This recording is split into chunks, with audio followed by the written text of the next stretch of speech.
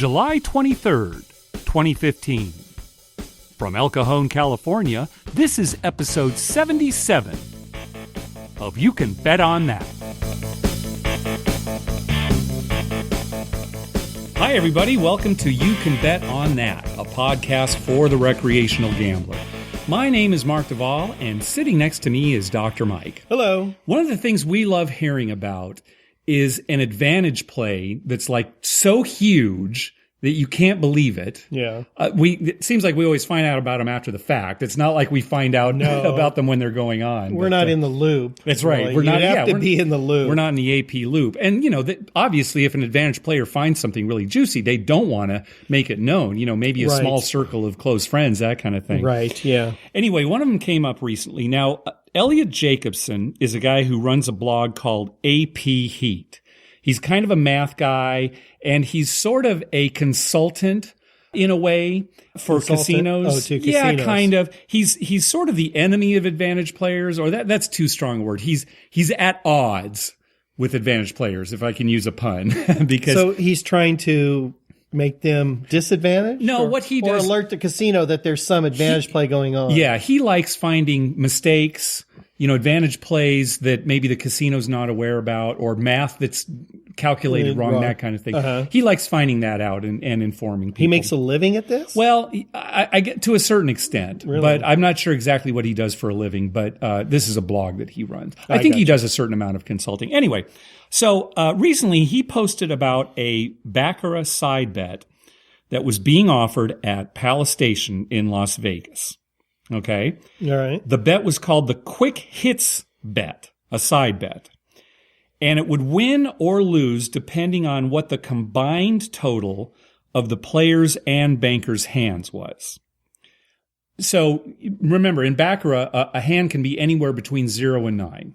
Right. Right. So two hands, both being 9 would be 18. Right. And both being 0 would be 0. Right. So anywhere between 0 and 18 would be the sum of the two hands, right? Yeah, it seems like the casinos love these side bets. Oh, yeah. Oh, because of course. They're usually a big house edge. Usually a huge house edge. They're usually fun. I mean, if they're doing it right, it's a fun bet. Thing, right. And a lot of people bet them, so the house makes way more. They probably on some of these make more money on the side bet than they do actually on the game itself. Sure. Well, think about, the fire bet at craps, right? Right. Oh, they're making way more money on the fire bet than they're making on the pass line. Well, that might be an exaggeration because you can bet a lot more on the pass line, but you know what I'm saying. Yeah. Right. Percentage-wise, definitely more. Percentage-wise, it's not even close. It's like 25 to 1. Right. But anyway, so you would win or lose depending on what the total of the combined total of the players in the bank's hands were, right? Okay. So you'd make this bet. If the total was anywhere between 4 and 14. Including 4 and 14? Including 4 and 14, the bet lost. Okay. If the total was 1, 2, 3, 15, 16, or 17, the bet would pay 2 to 1. Okay. If the combined total was 18, it would pay 26 to 1. And if the combined total was 0, it would pay 51 to 1. Why more for 0? Well, because think about it. If you get like a natural, if you both get 9s, right, that's going to happen a lot more than taking cards and ultimately ending up with 0. Right. You can be dealt a natural, but when you're dealt 0, you take a card and you're probably going to end up with something. Right. So it's a lot harder to get a 0. Right. Okay. So those were the payouts. It's unclear how long this side bet was available. Now, Elliot Jacobson on his site claimed that it was more than a month. But anyway, a poster over at the Wizard of Vegas forum started a thread about the bet. And the next day, Jacobson went to Palace Station to check it out. Now, when he ran the numbers, he discovered that the bet had over a 10% edge in favor of the player. Wow. More than 10%. And why was that? It was because of the 2 to 1 payouts? Well, yeah. I mean, let's talk about that, right? Again, the payouts were 2 to 1 for 1, 2, 3, 15, 16, 17, 26 to 1 for 18. That's sort of an odd payout, right? 26 to 1. Yeah, you think 25 to 1. Yeah, right. 51 to 1 for a 0. Okay. So that's exactly what the case was, right?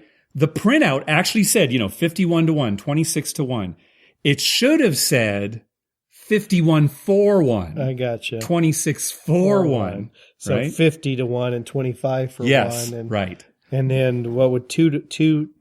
Oh, 2-2-1. It would be 2-4-1. Yeah, it's just even money. Even money bets. Yeah, right. So that's where they were making most of your money. Exactly. So that's where the huge edge for the player came was those ones that they were paying it 2-1. Right. Instead of should just have been getting even money. Right, exactly.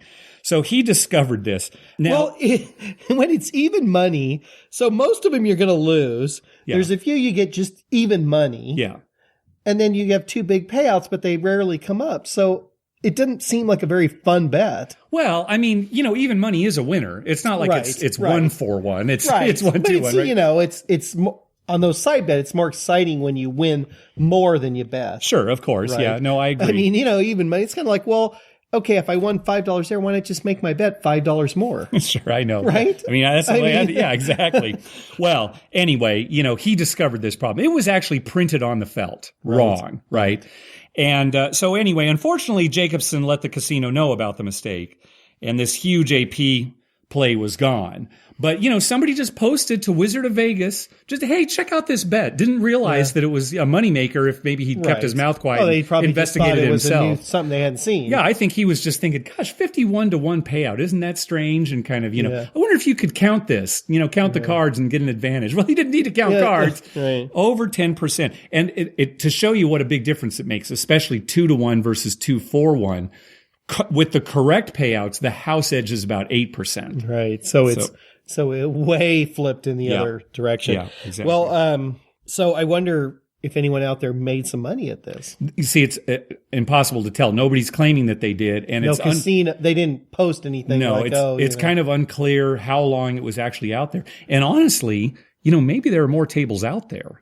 So maybe the printer printed them up. Yeah, it could be. So this may still be an advantage play. Yeah. I'd say go out to your local casino and see if it's there, and keep your mouth shut. I wonder milk it for as much as you can. Up, the printer or the person who sent them the stuff to print. Yeah, that's a good question. I mean, yeah, if it's the casino, that's terrible. I was looking at some rules online. I can't remember where I saw them, but it was like some Nevada. I don't know if it was the gaming board or what, but I saw the rules, and it was very clear. 51-4-1, right. 26-4-1, right. Now, why would you even use the term 4? 4 always confuses people, right? When you say, 50-1, it's clear, right? Right. Just say 50-1. Yeah. Why say 51-4-1? Yeah. Anyway, so it's here and gone, but, maybe go out to your local casino or somewhere. Yeah. Find out if they have it. Keep a low profile. Don't milk it too bad, but, Yeah, whisper because, if somebody's listening and their friends are around, That's right. You don't want them to hear even though we've been screaming, up to this point. Hey, we wanted to talk about something we discussed last time, because I think we really confuse people. A lot of times when we're explaining things, we kind of go off on a tangent, or we get so boggled down with the... Right. It makes sense to us because in our head we make sense to ourselves. Right. But it doesn't come out making sense. Last time we were talking about taking even money at blackjack. And here's the point that we were trying to make. This was really the bottom line, is that if you're playing at a 6-5 blackjack table and you are dealt blackjack and the dealer is showing an ace, you cannot ask for even money. Right. You can't do it. You cannot do it. Exactly. Now, Victor was told by a dealer that he could, and that dealer was wrong. We verified it with our dealer friend of ours. Right. So, it doesn't make sense, really. Right. No, and that's what we were trying to go through with all our explanation about how insurance works and that kind of thing. If you are at a 6-5 table and the dealer offers you even money, then go ahead and take it. Right. Sure. But the point is that at a 6-5 blackjack table, you cannot ask for even money when you have blackjack and the dealer's showing an ace. The important thing to remember in this whole thing, and this goes out to all the children out there. You know who you are. You're 11 and 9.5 years old. All right. Who are listening to our show regularly. Sure. Don't play 6-5 blackjack. Right. Then it's not a problem. Yep. You never have to worry about insurance if you're never at a 6-5 blackjack table. Yep. And in the future, that may mean never playing blackjack. That's true. But play at home against your dad, who will offer 3-2 as usual. Excellent. The more you know. Hey, thanks to everyone who's been clicking through our Amazon link. Remember, when you're going to buy something through Amazon, go to our page first, youcanbetonthat.com, and click through our Amazon link at the top of the page. That way, when you make a purchase, we get a little kickback that helps cover the cost of hosting the show, and it doesn't cost you a thing. You'll pay the same price just like normal. Say, how's it been at the craps table, Mike? Well, not too bad, actually. The last few weeks have been pretty decent. Good. I do have a great story, though. And this happened when you were, I wasn't there with you. No, this happened a couple weeks ago. You weren't there. Okay. And I went, and I wasn't going to play very long, but I decided, I'll just play a little bit. I walk up to the table, and it's a $25 table. And, it's not full, so it was easy to get on. But there was a guy shooting, and he was kind of had started his roll. I don't know how much he had rolled before that, but he had already made 1 point. Okay. And he was working on his second point.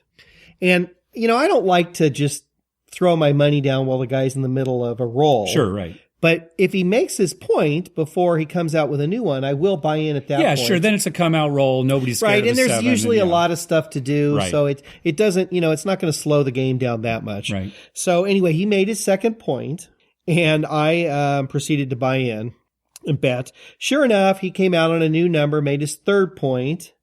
Then came out on a new number, made his fourth point. Unique points? Unique points. Okay, so he's on his way to a fire bet. Right. I think he repeated a number there at some point too. So it's a good roll for me. Sure, even though you're a little late. I'm thinking, oh, great, I missed the fire bet. Yeah. Then sure enough, he makes his fourth point, at which point one of the dealers says, yeah, right, you missed the fire bet. And there was only 3 people on it, surprisingly enough, the shooter and 2 other people. Okay. So, it's still like, oh, well, he made 4. Then he comes out on his 5th number and makes his 5th point. Okay. And I'm thinking, holy crap. Yeah. Why does this happen to me? I mean, if I'd been like 5 minutes earlier. No, quit whining. Yeah, I know it wouldn't have been the same, but it's, in my mind, I like to think if I got there earlier, I would have made continue. it. So he makes his 5th number. And then I don't remember the sequence or what the number was. Oh, it was an 8. He needed an 8. He needed an 8. Okay. For his last one. And he came out on something else, but he made that. Okay. And then he came out again, and sure enough, came out on 8. Okay, so he's on his 6th number. working on his 6th number for his fire bet. Yeah. Well, he rolled a couple rolls, made, whatever, 5, 9, something like that. And then he rolled, and 3 came up on the cards. Okay. Now, this is at Harrah's Southern California, so it's a card-based. Yeah. I don't know what the dice were, but 3 came up on the cards. Right. And so, didn't hurt a person on the table. Right. Nobody was in the cum. Nobody was in the cum. They were all place bettors. Yeah. Didn't hurt anybody. Okay. So he picks the dice up, rolls them again. They flip over the cards. Another 3. Okay.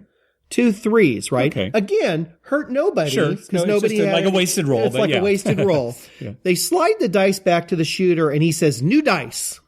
Uh-huh. He wanted new dice. Okay. And as he's picking them up, I'm thinking, and I'm sure everyone else on the table is, what the hell is going through his mind? It's not like the dice went off the table or anything happened. Just 3 came up on the cards twice. He picks up the dice, rolls them down. They flip the cards 7 out. And to me, it really didn't matter too much. Well, because you're not on the fire bet. But I'm not on the fire bet. So, I lost my money on the line, but he had made a bunch of points. I was still a winning roll for me. Yeah. A very good roll, actually. Yeah. But the other 2 guys who were on the fire bet just looked at him like, what the heck? And the funny thing is, he had laid against the 8. Right, because his last number, sure. Because it was the last number. Yeah. And it wasn't a huge lay. He didn't have that much money out there on the table. He just put like $350 against it. Yeah. And he's still going to get 5 numbers, which is like $1,200, right? Yeah, right. $1,250.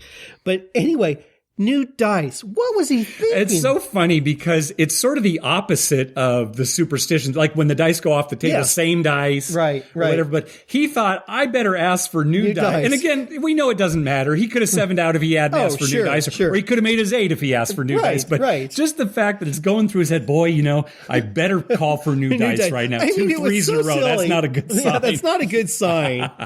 2 3s in a row is a bad sign for him, I guess. The other 2 guys were furious. They talked about it for quite a while. I just keep my mouth shut, kind of laughing inside. It was almost worth losing my bet just to tell this story. Yeah, because you're thinking, well, I've got a story for the podcast. Yeah, I'm happy.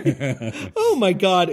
I'll never get over that. New dice. And he seems so confident. Yeah, give me new dice. There's only 4 dice on the table, too, which is another thing. Some places you go, they'll have 6 or 5 or 6 dice. Or an odd number. They'll have 5 dice. That, it's a regular craps. Yeah. But no, there's only 4 dice on the table. So he gets rid of those two, gets the other two, 7 out. I mean, it was like clockwork. Oh, that's great. Yeah. Hey, we got an email from listener Brett. He has put together a spreadsheet that keeps track of your expenses during a gambling trip. It's a spreadsheet. It generates tables that kind of help you organize how much you spent on certain games and how long you've played those games, and keeps track of like non-gambling expenses, all that kind of thing. I took a look at it. It's actually pretty cool. It's very complete. And you can fill it out using the Google Sheets app if you want to do it like on the go on your phone. So you could do it in real time when you're on a trip, fill it out, and it kind of organizes everything. And it's kind of cool. I'm going to post a link to it in our show notes. It's just right up there on Google. Everybody can access it and take a look. Let us know what you think. Well, things like that are good. My advice would be to do that. I wouldn't do it. Well, you wouldn't be able to handle it. No, You'd mess it up. first of all, I mess it up. Yeah. Second of all, it depressed me when I looked at it. It'd be like, holy crap. And it would just make me want to bet more to recoup what I've lost, right? Well, now let me ask you this. At the beginning of the year, you said you were going to be keeping track of every single bet you made. I mean, every session you were going to keep track. I did it for a couple of months and then gave up. Really? Yeah. Oh, that's surprising. Yeah, amazing. You're surprised. Yeah. Uh-huh. I've got it all up here. Yeah, I bet you do. And I'm not pointing to my head. All right, let's go on to our voicemail hotline. Remember, call our voicemail hotline at 951-292-4377. That's 951-2-WAGERS. 9512-WAGERS. And maybe we'll play your clip on the show. First, let's hear from DJ. What's going on, guys? It's DJ from St. Paul. Love the show and glad you guys are going to be at Zimph.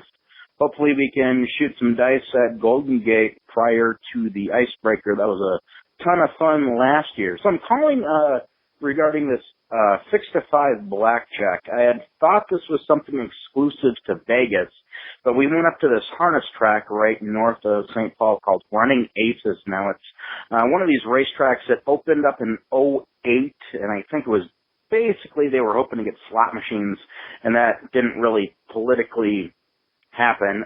So they have this racetrack and card room, poker room, so they have blackjack there. And when you walk in, there's this big sign that says, we have 3-2 blackjack, but they also advertise we have $2 blackjack 24/7.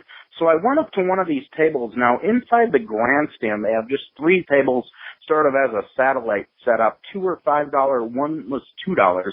And I asked, so what do these pay? Because there weren't any placards or nothing really on the felt. And the guy goes, oh, well, the $2 table pays 6-5, and the $5 tables pay 3-2. So I kind of thought this was odd because they have this promotion on their website for, it says, all blackjack games that pay 6-5 offer these promotions.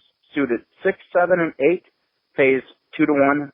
777 pays 2-1, and a 6-card no bust pays 1-1, even money. So I'm not sure exactly what the odds are for the player here, but I just think it's kind of troubling that this is starting to go into casinos and or racetracks or card rooms outside of Vegas. So I thought that was kind of odd. Now, what also was funny about this, at the $2 table, there were just about everyone at the table. I counted 5 people. It was full. My girlfriend and I just wanted to get on the play, just cheat for a litlittle bit. But they were playing $4 hands.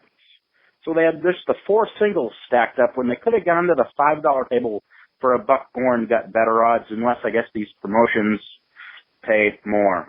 And then speaking of the 6-5, I saw the Facebook question, should we boycott the Strip? I'm not even sure it's really a boycott at this point because I just seem to have more fun downtown, getting better offers. Even downtown Grand, people are saying it's 6-5.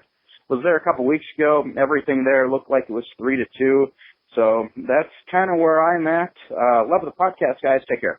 Yeah, thanks, DJ. It's funny. He was saying that when he went up to the $2 table, it didn't say how much blackjack paid. Right. Remember the same thing happened when we went up to Pechanga. Right. We went up to a table. I think it was a $15 minimum. It was a $15 minimum. Yeah. I asked her, what does blackjack pay? Yeah, and she immediately pointed to the felt. Yeah. Kind of like, come on, guys, use your eyes. And she pointed to it. It's like, oh, there was nothing there. Yeah, she points to it. And I'm like, that doesn't tell me what it pays. It said insurance. Yeah, right. It Right. insurance pays 2 to 1. Yeah, it didn't say anything about what blackjack pays. Yeah. She finally said, "Oh yeah, it's 3 to 2," because I guess it was a $15 table there. Maybe she thought, you idiot, we offer insurance, so it has to be 3 to 2. No, they still offer insurance at the 6 to 5 table. You just can't get even money at a 6 to 5. Oh, great. Now we've muddled the whole thing again, right? We're going to get more calls. All right, just erase that last part. Yeah, all right, I'll edit it out. Yeah, so he's talking about how the 6 to 5 tables have these special promotions, right? 6, 7, 8 suited and 7, 7. Right. Those don't come close to offsetting no. the 6 to 5. Well, they're so hard to get. Yeah, they are. It really is. 3 sevens, right? It's true. We play AC-doocy in our home game, right? And we also have a rule where if you get like 6, 7, 8 suited, you get part of our jackpot. It rarely comes up. Yeah, exactly. Now, if you're playing $4 on a 6 to 5, what's that pay when you get blackjack? Well, see, that's the thing too. Some of these casinos that are paying 6 to 5 on real low minimums, they might not have coins, to pay off because, $1 should pay $1.20, right? Right. And they're not going to have dimes on the table. A lot of them don't. So they just pay even money. So it could even be worse than that. So I don't know if a $2 table at this place that DJ went to, I wonder if they'd pay $2.40. I wonder if they have coins on the table to pay it. I almost guarantee no. That'd be too big a hassle. Well, then, especially dimes, they're cumbersome, right? Maybe they pay up to like a quarter amount or something like that. Maybe they'd pay a quarter. Yeah, it'd still be worse. I have seen quarters on a table. Yeah, sure. Have you ever seen dimes on a table? No, I've never seen dimes on a table. No, I mean, I've seen quarters and 50-cent pieces. Yeah. And even quarters are a little annoying. Sure. But I mean, if you are at a $5 table, they have 50-cent pieces. That's typically what it is. Right. But quarters aren't that uncommon, really, I guess. I don't know. When they, nowadays, I guess I'm probably you don't wrong. see it too much. Yeah. We're thinking back 20 plus years ago. Yeah, that's when true. They did have quarters. Yeah. And I'll tell you what, if they did have dimes, you know what you would do? Get a blackjack.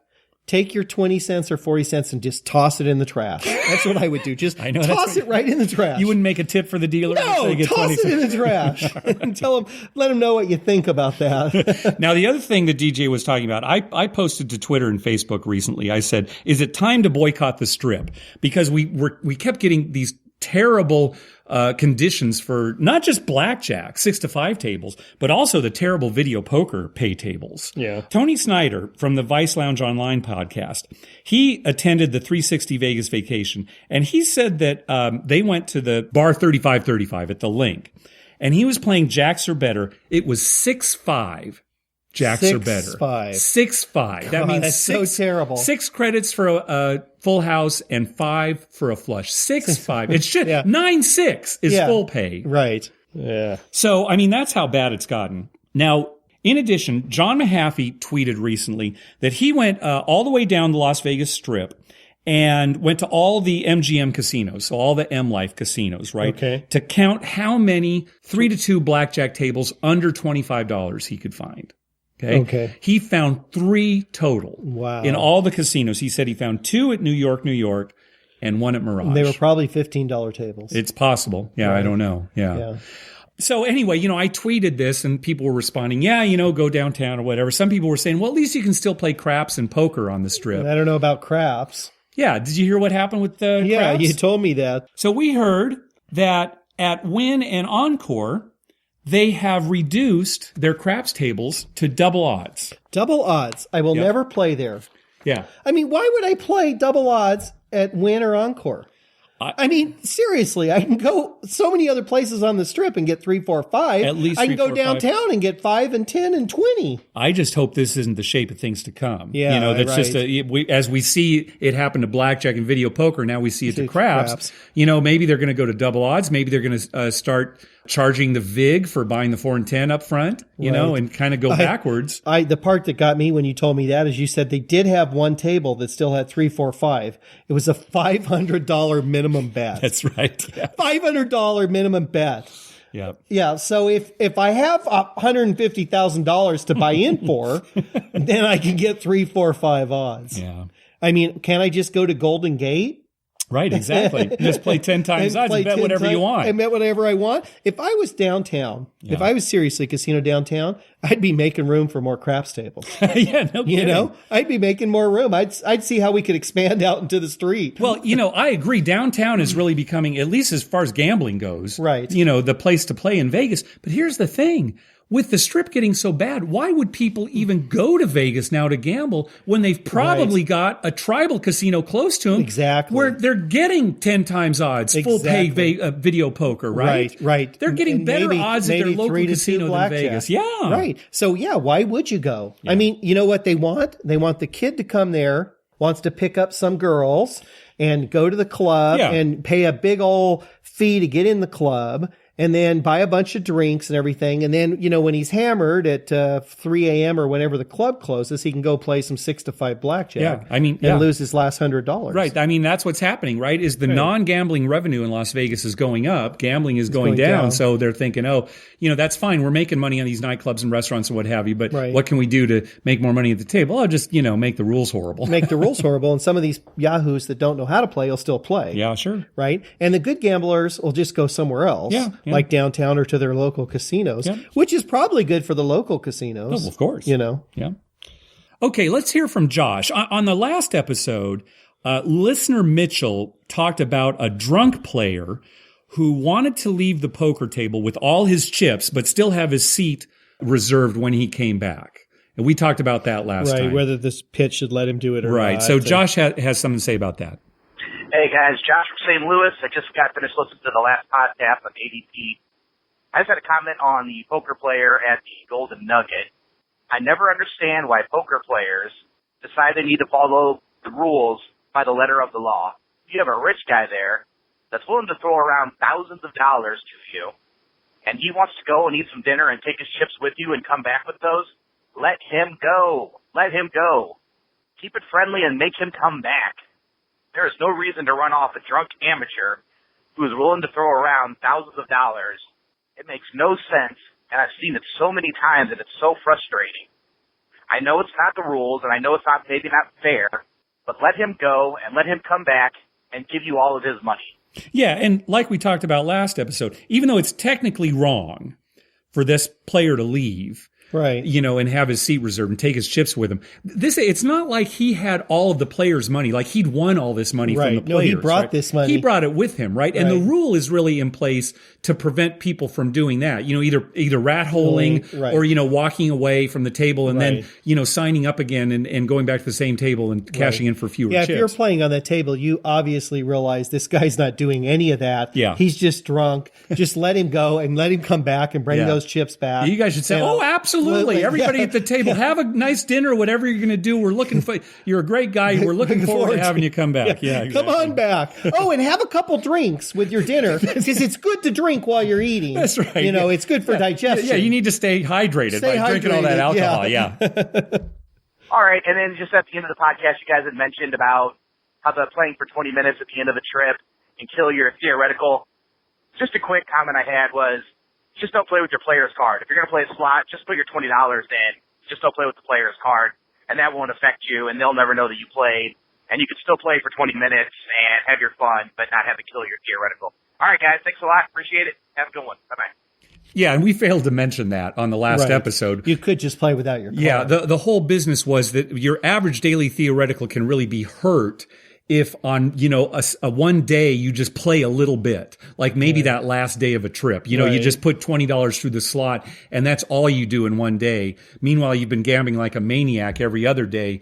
It'll kill your average daily theoretical and you won't get as many comps. And I understand what Josh is saying. Just don't put your card in there and they won't know you played. Sure. But if you're going to do that, why not just go to the other casino across the street, play there, get rated, and get maybe some comp stuff from them? Maybe, sure, yeah. Right? I mean, seriously, it's the same deal, unless you don't want to walk across the street. Yeah. And I'm probably one of those people who wouldn't walk across the street. Well, and the example we gave is like, okay, everybody in your group's going to use the restroom. You just want to kill time, right? Something like that. But if you're doing that. But if you're just going to play, like, say, on a Sunday morning, I'm only going to play an hour and a half, and then I got to catch a plane.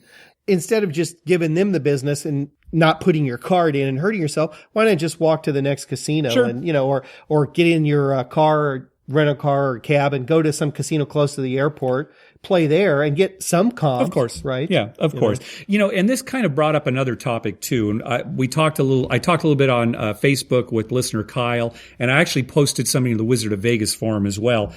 There was a question as to whether or not your average daily theoretical is affected by non-gambling action, like using your Players Club card to get into the Diamond Lounge, right, or to buy something in the gift shop, something right? that shows like you're that. in the casino, right? Or just to be there for a hotel stay, right? Something like that.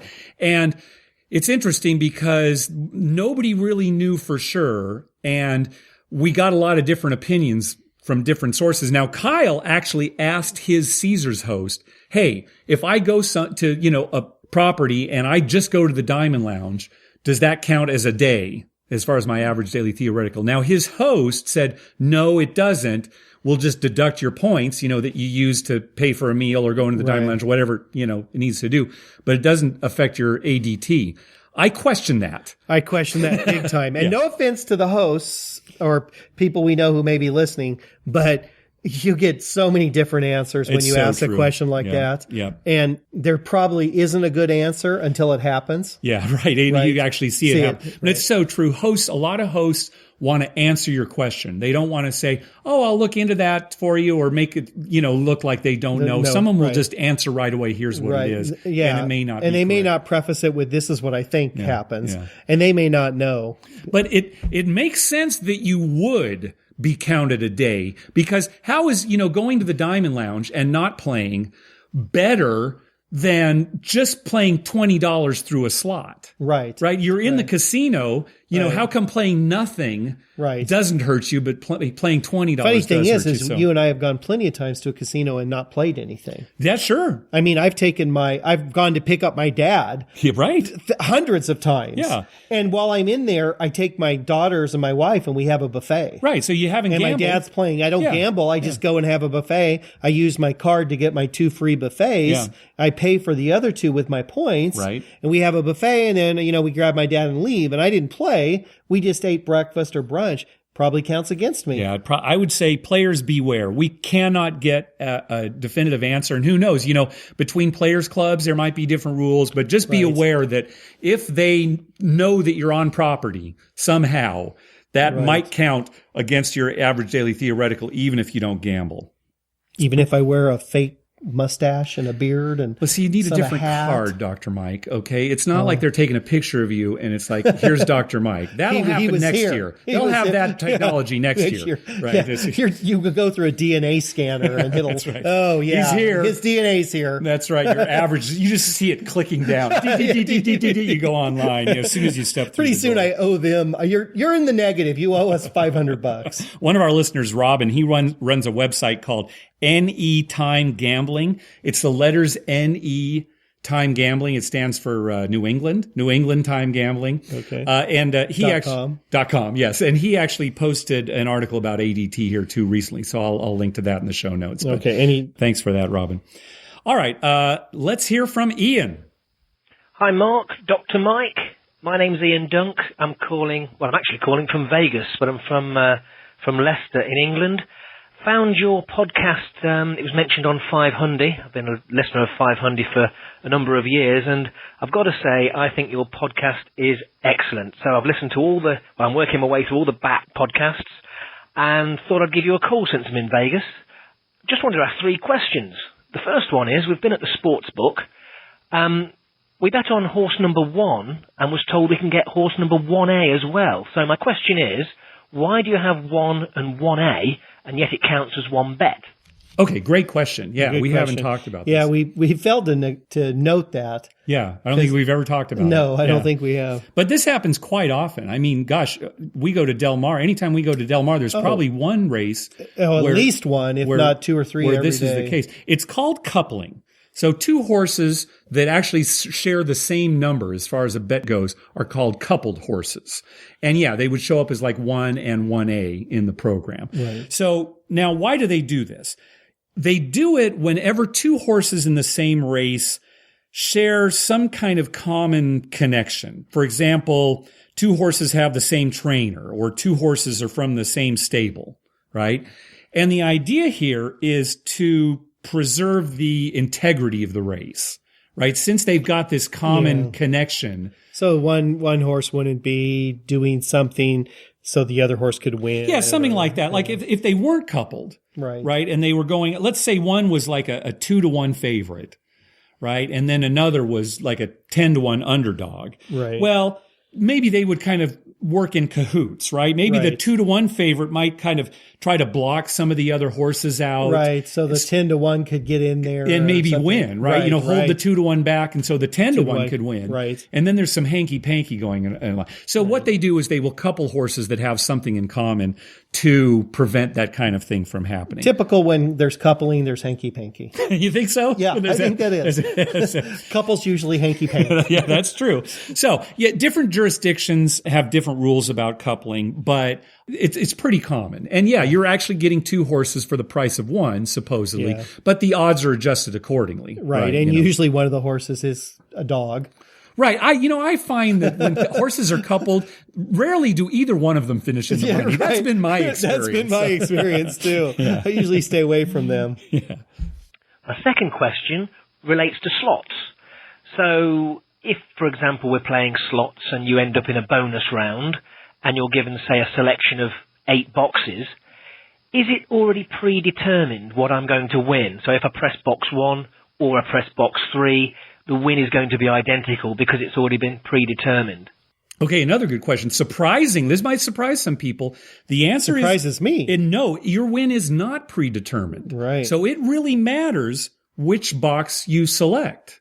So like in Ian's example, where 8 boxes appear on the screen in a bonus round, the slot will randomly assign winning amounts to all of the boxes. That's all random, right? It gets randomly assigned. But each box has a different amount. Right. Depending on which one you push is what you get. Exactly. Yeah. Right. Now, the total of those amounts might be different from bonus round to bonus round. Right. Sure. So you may not have a box that's going to be $10,000 every bonus round, something like that. Right. But it really does matter. Each box is assigned a value before you choose. So if you choose box number 1, you will end up with a different amount than if you had chosen box number 3. Right. Yeah. Right. So, which is interesting to note.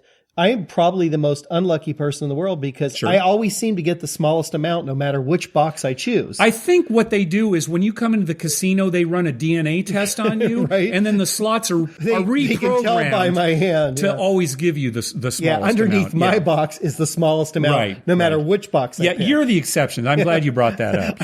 I feel better thinking that. I know it's not true, but it's what I'm going to believe. Okay, sounds good. And the third question is, I was trying to get some bets on the Open Golf. Why can't I do each-way betting in the United States? For example, we're big sports bettors in England, and you can bet on a golfer to finish first, second, third, fourth, fifth, or sixth. One bet for first, and the second bet is, of course, to cover the other places. Can't do that in Vegas, and just wondering why.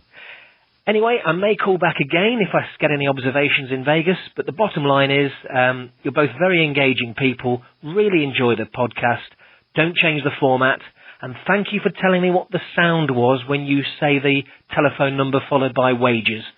The only question is it a tennis ball? Thanks very much, Ian. Very nice of you. Yeah. So when we play that little clip of Mike's daughter saying 9512 wagers, you can hear there's a couple of clicks at the end. And we were saying earlier in an earlier podcast that it was just a ball that one of them was bouncing, and I didn't really notice when I was recording. It wasn't a tennis ball. It wasn't a tennis ball. It was like some big hard plastic ball. It's a big hard plastic. Yeah, it wasn't I don't know. like a soccer ball or anything. It was just some hard. It was just one of those goofy balls that you get. Yeah. And she was just bouncing it. Yeah. All right. So I don't know. Some kind of strange. They play tennis, and that's funny. It wasn't a tennis ball, but it was a hard ball. Okay. So Ian's question about each-way betting. First, let's explain what an each-way bet is, because many listeners are probably not familiar with it. Okay. Each-way bets are available for sports with several number of competitors. So like horse racing or a tennis tournament or a golf tournament or even a sports team tournament like the World Cup, something where there are, where there are multiple people that, right. It wouldn't be like a baseball game with two teams playing. Not like a single game. You wouldn't make it, right. So an each-way bet is actually two bets. One bet is that your pick will win. And the other bet, called the place bet, is that your pick will place somewhere within the top finishers. A predetermined amount of top finishers? What does that mean? Somewhere in the top finishers. The number of top finishers for an each-way bet depends on the sport, the number of competitors, and maybe even the sports book. Okay? Now, for something like the Open Golf Tournament that Ian was talking about, it has a lot of competitors. Each bet typically considers the first 6 places the top finishers. Okay. Okay. Other things like horse racing might only consider like the first 2 or 3 places as the top finishers. Right, because there's fewer horses in the race than, I think in the Open there were 154 golfers, something like that. Yeah, something like that, right. Yeah. So going back to Ian's example, and this will hopefully kind of make it clear. If you were to make an each-way bet on one of the golfers in the Open, you would actually be making 2 bets. One, that the golfer would win, and the other, that the golfer would finish in the top 6. Okay. Okay. And again, that number might be top 4 if you're talking about a horse race or something with fewer, but for a big open field, top 6 is typically what you'll see. Okay. The win bet is going to pay more than the place bet. Sure. Right? Kind of like in horse racing. It's all or nothing. Either win or you don't. Right. For an each bet that pays for the top 6, the place bet might pay 1/4 of what the win bet would pay. Okay, so the win bet pays more. Place bet for 6 places usually pays about 1/4. Okay, so let's use a real solid example. Let's say you bet on Zach Johnson before the tournament started. He was the one who ended up winning the tournament. Right? Great tournament, by the way. Oh, I know. It was a great tournament. It really was. I mean, I was just on the edge of my seat because I wanted Spieth to win. Yeah, everybody was because pulling for him, then he has a chance for the Grand Slam. I know, and if he had just parred the 17th hole, right, all you had need to do was par those last 2 holes. Yeah, it was a great tournament. It was a great tournament, and then also all the other golfers were so up and I mean, it's like one day they were on, the next day they weren't. It was a very exciting tournament, and the weather added a lot to it. So all in all, I think that was one of the most exciting. I watch golf quite a bit. That was one of the most exciting ones I've seen in quite a while. That was great. Okay, so again, let's say you bet on Zach Johnson. His odds before the tournament were 80-1. Okay, so if you made a $10 each way bet on Johnson, which would actually be $20 total, right? You're making a $10 bet to win and a $10 place bet to come in the top 6. Okay. The win bet would have paid $800, and the place bet would have won 1/4 of that, or $200. So your total win would have been $1,000. 800 plus 200, $1,000. Right? Okay. Now, if you had done the same thing on Spieth. Well, let me give Jason Day as an example instead of Spieth, because Spieth went off initially at 9-2, and I don't want to kind of confuse. I want to use a better example. Okay. Let's talk about Jason Day. Okay, he came in 4th. All right. Let's say you bet $10 on Jason Day. He went off at 28-1 before the tournament. Okay. Let's say again, it's $20 total, 10 to win and 10 for the place bet. Right. The $10 win would lose because he didn't win, right? But you would win the place bet. Okay. So again, he went off at 28-1. So $10, 28-1 divided by 4, because you win about 1/4 of the 280 divided by 4. By 4, that's $70. Right. Okay. So you'd win $70 for that. Subtract the $10 that you lost on the win bet. Your profit is $60. Okay. Right. Now it's interesting because that place bet, that second bet, you would win no matter what place the golfer finishes in. So as long as he's in the top 6. Yeah. So if Jason Day had come in second, that would have been the same as coming 4th, right? How does it work? Do you know how it works? Like Jason Day tied with Spieth for 4th. Right. Okay. I don't want to get into ties. I was afraid you were going to ask that. Okay. And yes, I do have the answer for you, but I am not going to muddle this conversation. Okay. We're just going to move through it. All right. So it's not as clear cut as you made it sound. In this example, it really was. Okay. Because Spieth and Jason Day came in 4th place. They tied, but there were still players after them going up to 6th place. Let's just drop it. Okay. Everything I've said is true. Okay? Let's move on. Okay. We're going to get phone calls about this. Now, back to Ian's question. Now, each way bets are very popular in the UK. They're great because you can win a lot if your pick wins, especially in like a golf tournament where, there's some pretty long odds, right? But even if your pick doesn't win, you still get kind of, you call it a consolation, right? As long as your pick comes in within the top finishers, right? Right. we have no idea why each-way bets are not offered in the United States. Maybe it's a cultural thing. Maybe the casinos don't think they'd get enough action on them. Oh, they get a ton of action. I think so, but maybe it's just because nobody here really has heard of them, and it's Look at NASCAR. NASCAR would be the perfect example, right? Yeah, Every week you could bet NASCAR. Mm-hmm. You could take your favorite driver, bet him to win, and then if let's say you're betting on Jimmy Johnson, well, chances are he's going to come in the top 6, sure, right? Maybe the casino's afraid they'll lose money. Well, see, but something like that, though, his odds would probably be so low, right? That you may not make your money back if you actually end up. That's true. He doesn't win and you just place, right? So, I mean, that's a risk when you're betting the favorite, right? So that's something to keep in mind. Now, as far as we know, there's no reason that Vegas couldn't offer each-way bets. There's no law or anything. I don't see why they couldn't, but for whatever reason they don't. And I would have to say, at least at this point, it's because people in the United States just aren't familiar with it. That's probably the biggest reason right there. Yeah. People just don't know there's a bet. Sure. Yeah. Anyway, thanks for the call, Ian. All right. One last call. One last thing. Yeah. I want to know who Ian picked. He wanted to bet on the golf tournament. Who was he picking? Oh, we'll have to find out. I mean, let us know. Ian. Yeah, let us know who you bet on. I'd like to know who you bet on. All right. Let's hear from Al from San Diego.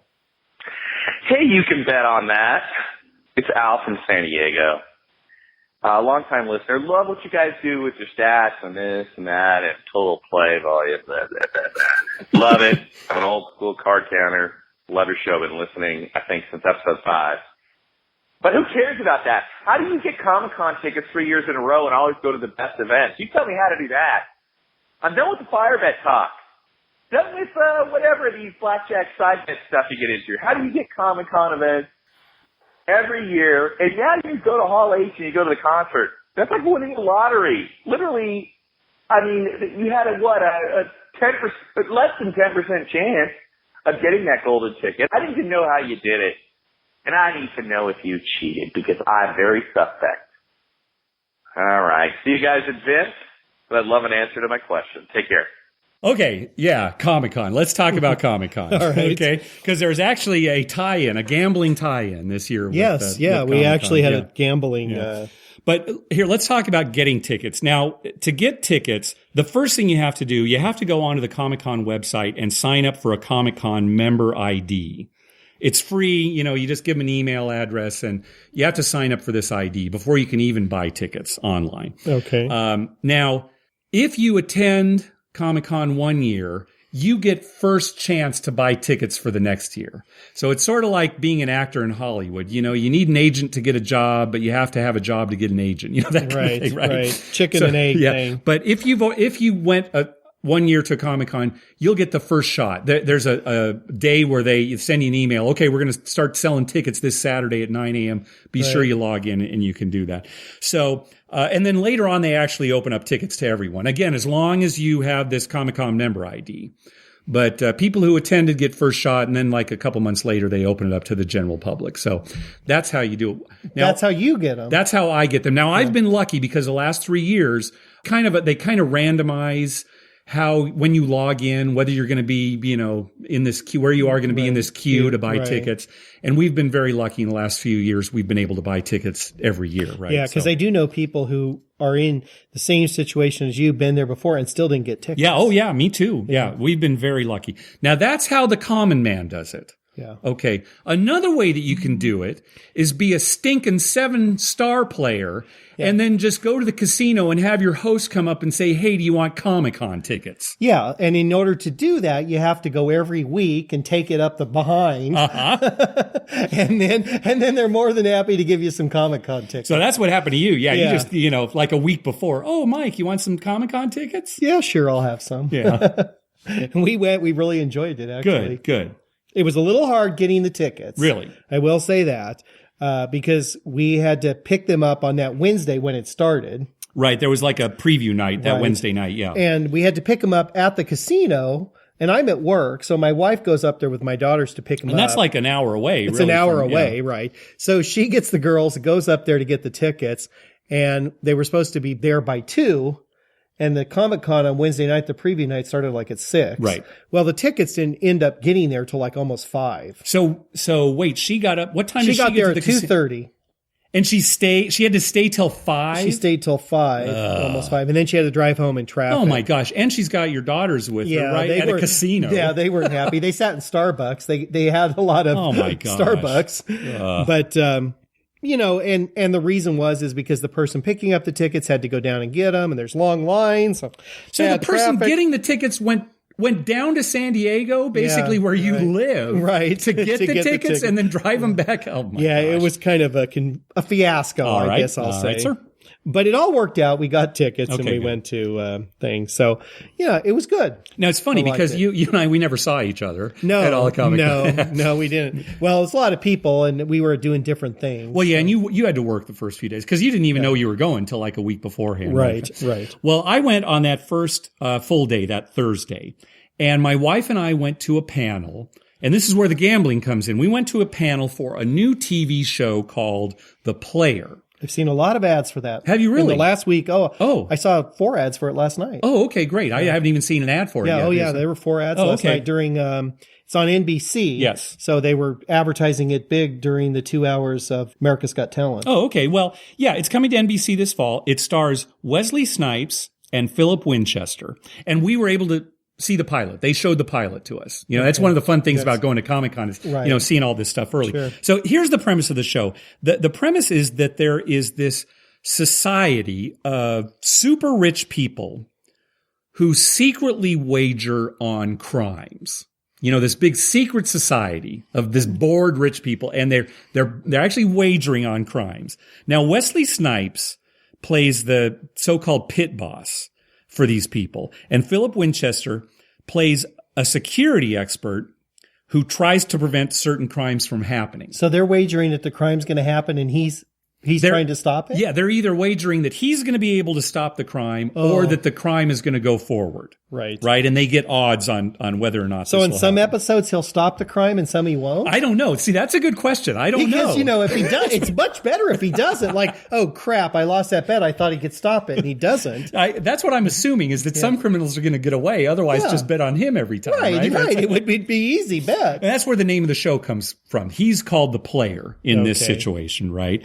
I thought it was very entertaining, and my wife did as well. Okay. There's a lot of action, a lot of humor, and Wesley Snipes in particular steals the show, especially in one scene. I'm not going to give anything away, but so he's making a rebound from his and we got to see both of them were there at the panel, to answer questions. Well, actually, they didn't have time to answer questions, but they talked, to the audience about the show. It looks like every episode is going to be like kind of a self-contained story, right? And then there's also an overarching story that's going to span, the whole season about this whole society. There always is. It's like the Blacklist. You can watch a single episode, but really they all loop together. Exactly. I'm not going to give away too much of the plot of the pilot because there are some things that happen, and I want people to watch it. I definitely would recommend it. I'm hoping that it'll kind of catch on and really be a consistently good show. It is set in Las Vegas, right? Like typical Las Vegas TV shows, there are gaffes. Like as far as kind of where things are located in Vegas, like there's one scene towards the beginning that takes place on Fremont Street. Yeah. It's clearly Fremont Street. Right. And they later refer to it as the Strip. Yeah, something that happened on the Strip, right? So there's stuff like that's going on. Well, that always happens. And the premise is pretty outrageous, right? A secret society of rich people betting on crime, but outrageous.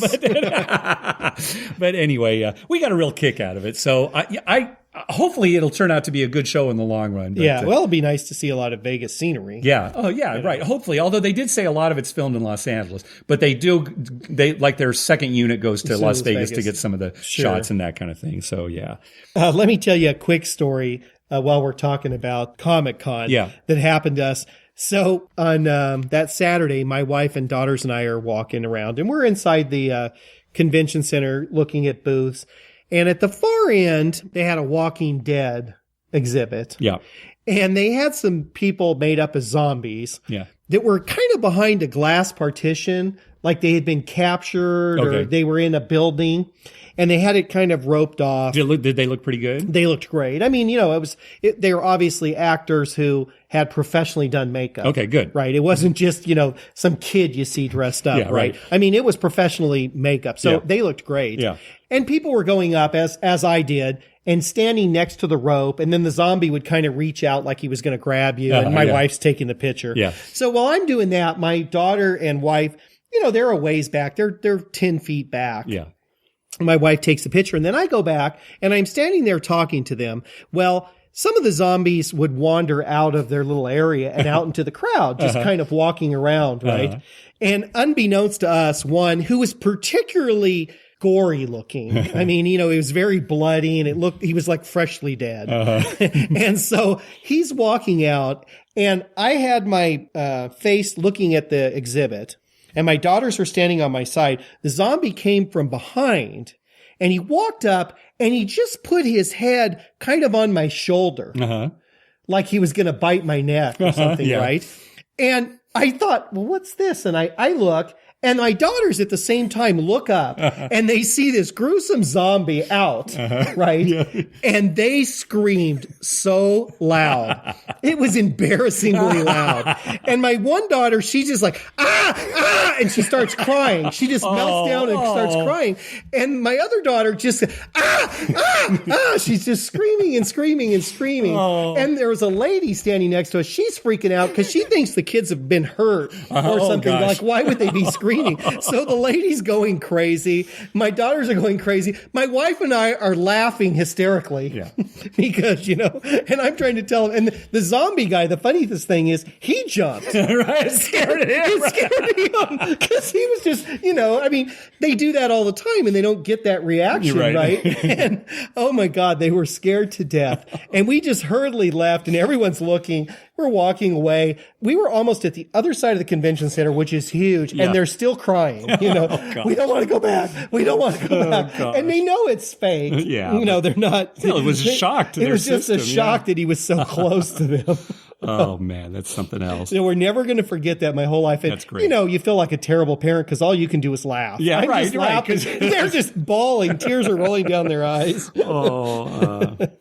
All right. I want to continue to talk about Comic-Con. We're kind of going to go off topic here. No more gambling talk, because I do want to talk about Comic-Con a little more, and especially something that I was able to experience that was just great. So anybody who's been to Comic-Con knows that Hall H is like the big ticket, right? It's this big auditorium, seats about 6,500 people, and it's where all the big panels are, and everybody wants to get in. Now, typically, what you have to do to get into Hall H is like camp overnight. Right. I mean, that's what it's like, is like, the day before, find a spot, prepare to camp overnight, to get in for the next day, right? My wife wanted to go to something, and then, it's just like, no, we're not camping overnight. Yeah, right. Yeah, exactly. You have to really want to go. So I was looking through the schedule, and it turned out that the panels in Hall H on Friday were going to include The Walking Dead, Game of Thrones, and Star Wars Episode 7. I'm a fan of The Walking Dead and Game of Thrones. And, oh my gosh, Star Wars Episode 7. I mean, that's going to be the biggest panel of the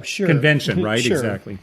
So anyway, I thought, well, I've never been to Hall H before. I've never done it because of how long you have to wait, right? And I thought, this year I'm going to do it. Now, I knew that our friend Lyndon, who comes to our home game, was going to Comic-Con, and that he had some friends, and he'd been to Hall H before. Okay. So I talked to him beforehand, and I said, hey, listen, let's kind of work together to maybe get a spot to get into Hall H for Friday. People don't mind if one person holds spots for several people who show up later. For the most part, right. But that is fine to hold places in line. Everybody does it. It'd be impossible for everybody, to sleep over that kind of thing. Right. So anyway, we talked on Thursday and said, okay, let's keep a track. Let's see how people are lining up on Thursday. And then we'll decide when we need to kind of go get in line, right? So I get a text from Lyndon at about noon. On Thursday. And he's saying, that he's heard that several thousand people are already in line. Several thousand, right? So he immediately went to get in line. Okay. And when he actually got there, he said, okay, it's maybe 1,000 people. But the line was, is growing. Fairly big already at noon the previous day. Okay, right. So I said, okay, good, Lyndon. Yeah, hold that space here and I'll catch up with you a little bit later. So I did some more things during the convention, and I caught up with him about 5:30. And sat with them. And while we were there, I went and got some dinner for both of us. And in the meantime, his brother showed up and a friend of his brother. So there were 4 of us in line. And the reason we all needed to be there that night was because at 8:30, again, the night before, they were handing out wristbands to get into Hall H. Okay. So we all needed to be there at 8:30. So you could go home, you could get your wristband and leave? Right. Now, we theoretically could all leave, but then we'd lose our spot in line. To get a better seat. Right. So our idea was, okay, we're all going to get the wristbands. Some of us will go home and some of us will take turns, spending the night. Right. So anyway, all of us are there by 8:30.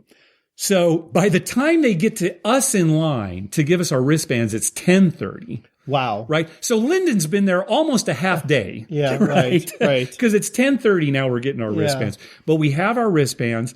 I say, thanks very much. I'm going to head home. Lyndon and his brother, and boy, I got to hand it to them. I owe Lyndon and his brother big time because they're the ones who took turns spending the night there. They stayed there all night. They stayed there all night. Right. Wow.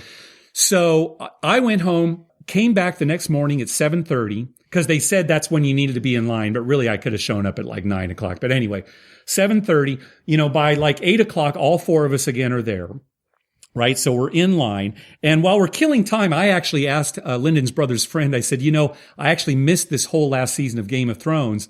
Can you fill me in? I don't mind if it's spoilers. I want to know what they're talking about at the panel. Right. So he told me everything that happened on Game of Thrones this last season, and he was incredibly detailed. Well, that's good. It made time go by. Oh, it really did, because I'm that happened? Oh my gosh. I haven't read the books, right? So it's like, oh my gosh, right? He was so detailed, it was great. I never could have explained a season of Game of Thrones as well as he did. So anyway, they finally start letting us in probably about 9 o'clock. And it takes a while to get everybody in there, 6,500 people, right? Right. But anyway, we finally get a seat. We're in Hall H. I'm really excited. It's my first time in there. So anyway, the first panel was an animation panel. We saw some really good animation from around the world.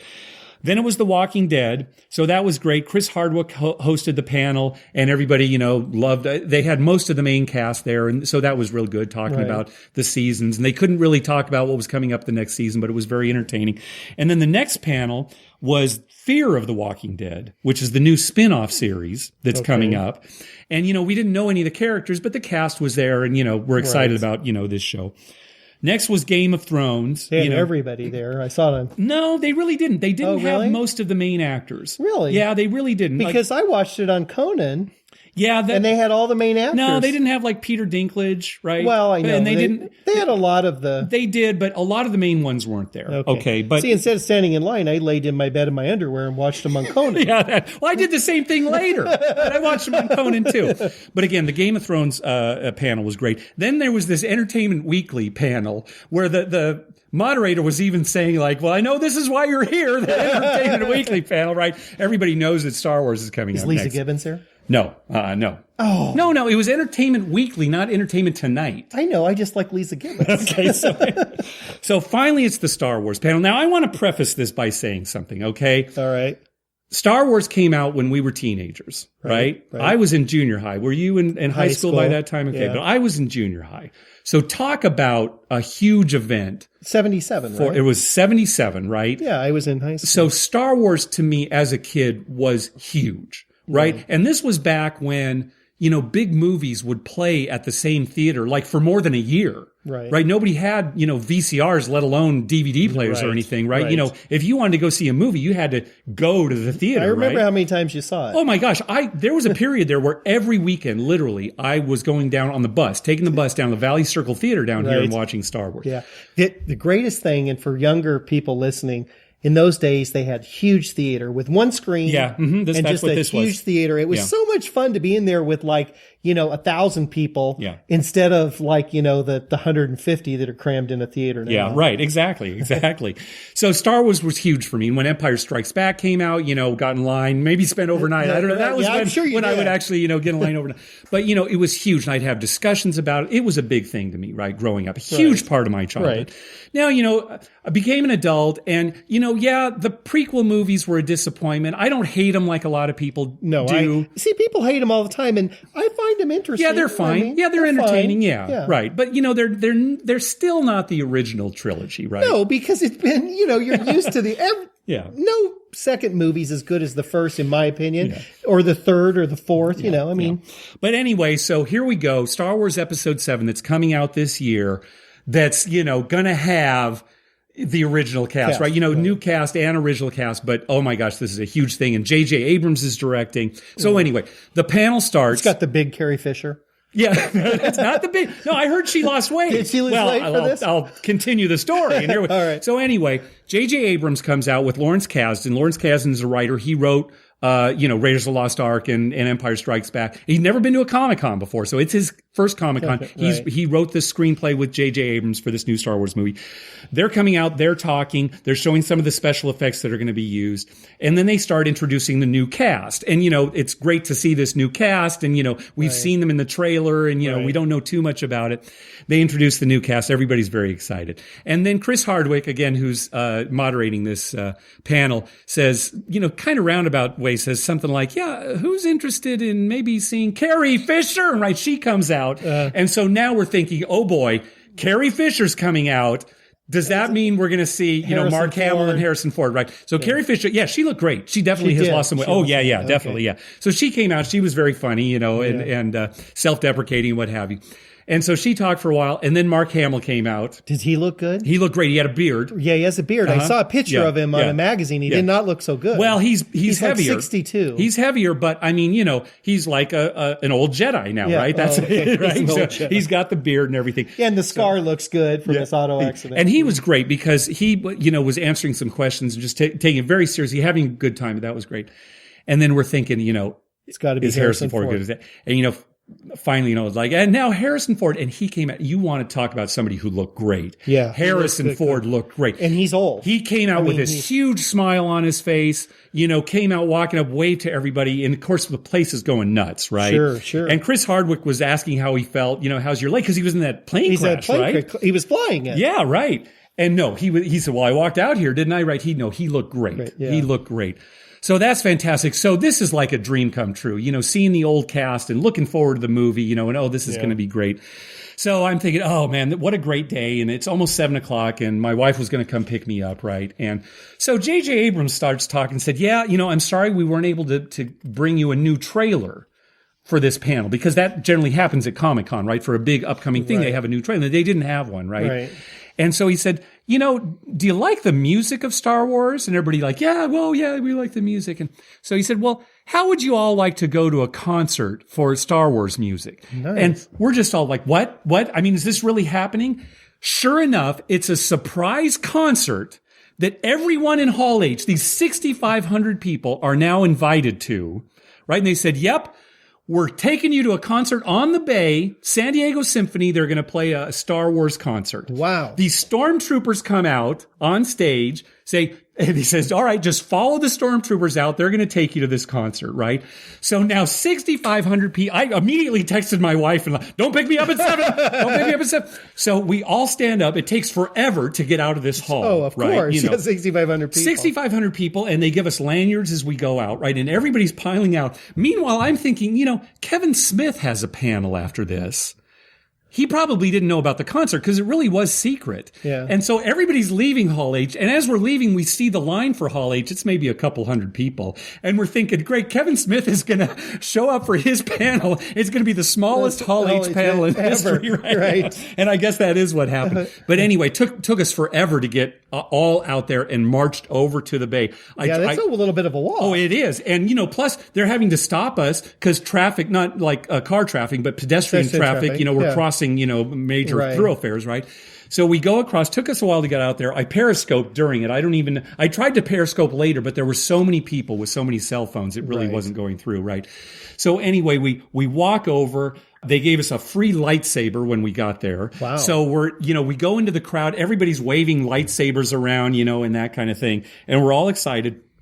They start the concert. First, J.J. Abrams and Kathleen Kennedy, who I didn't mention, was also on the panel, and all the cast, everybody. At the end, Harrison Ford comes out and he's like limping, using like a lightsaber to limp on because they were kind of making fun of his foot. So if that's all the footage you saw, if you only saw him coming out, you're thinking, oh my gosh, he looks terrible. But he was just trying to be funny.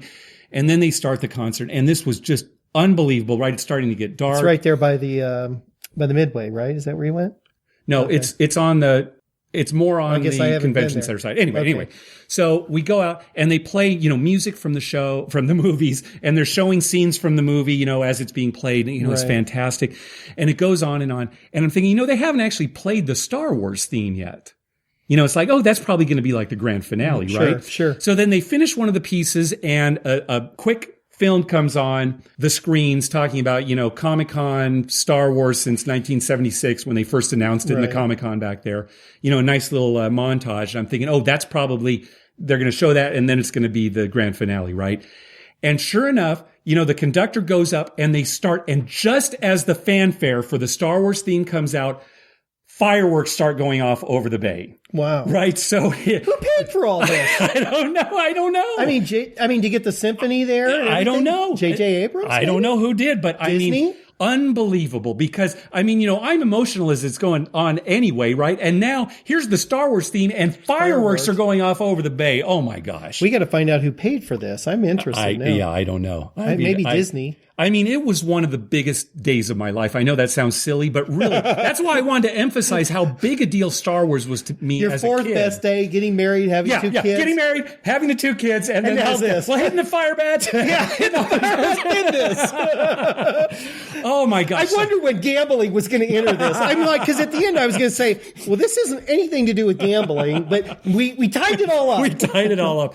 Oh my gosh. And plus, I didn't eat during the day because I thought I was going to be eating at 7 o'clock, right? So, I'm spent emotionally. I'm starving. It's like, oh my gosh, what a day. So went home from that. Oh my gosh, best Comic-Con ever. Could you sleep that night?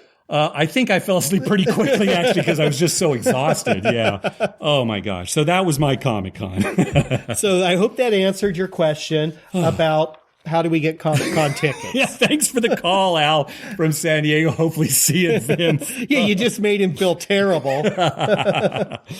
Oh, my gosh. Well, that's going to do it for this episode. Hey, we want to say thanks to Adam for the very generous PayPal donation. Thanks, Adam. It helps offset the cost of hosting the show, and we really appreciate it. Hey, be sure to check out our TV listings showing all the gambling-related shows coming up within the next 2 weeks. We update those listings every Wednesday using a customized program to search through all the raw American TV data. Just go to our webpage, youcanbetonthat.com, and click on the link at the top that says TV listings. We'd love to hear from you. Call our voicemail hotline at 951-292-4377. That's 951-2-WAGERS, or you can email us at youcanbetonThat@gmail.com. Also, follow us on Twitter at YouCanBetOnThat. We always tweet when we're in a casino or on our way to a casino, and we love to meet up with you. Like us on Facebook at facebook.com/YouCanBetOnThat. And finally, head on over to iTunes and write a review on us. When you do, it helps us get new listeners. Mike, I'm exhausted. Take it away. All right, I've got something to say. This is very important. It's not quite as important as your Star Wars story, but it is important. All right. So we're watching America's Got Talent last night on NBC, as I mentioned earlier. Right. And 2 guys were going to come on and sing. Okay. 2 guys from, I think, Atlanta or somewhere. Anyway, as they're telling their story, I turned to my wife and I said, you know what? I'm going to root for these 2 guys to win the whole thing. Okay. And my daughter says, why? Do you like their story? And they had a compelling story, kind of a sad story. All right. She said, do you like the story? I said, no, that's not it. I'm going to root for them because as I look at them, they look like 2 guys I would like to be at a craps table with. And, I could see myself playing craps with these 2 guys. Good. And I turned to my wife and I said, I just had an epiphany. From now on, I am going to judge everybody I meet on whether I could gamble with them. Excellent. Could I play craps with them? Excellent. Could I sit at a blackjack table with them? Yeah. My wife turns to me and says, yeah, and you have to be able to do it for like 6 or 7 hours because that's your normal session. Right. It can't be like they just come and play 10 minutes and leave. Right. It's got to be a long session. And I said, yeah, and it will. It'll make my life better and the world better if I only associate with people who I'd like to play, gamble with. So if you come across somebody who you think would only sit with you for maybe 2 hours, you're not going to associate with them? Well, I'll be friendly and cordial. Yeah, of okay. course. You won't be rude. But yeah, I'm not inviting them to my house. Okay, good. Like these 2 guys, I'd have them over. They seem like good guys to play crafts with. All right. Something to live your life by. That's excellent advice, Dr. That's just the way to do it. Just think about that. Every time you meet somebody, would I gamble with them? Yeah, I guess I would. Okay, I like them. We're friends. We're friends. All right. Everyone does that, the world will be better. Excellent. All right, thanks for listening. Good night.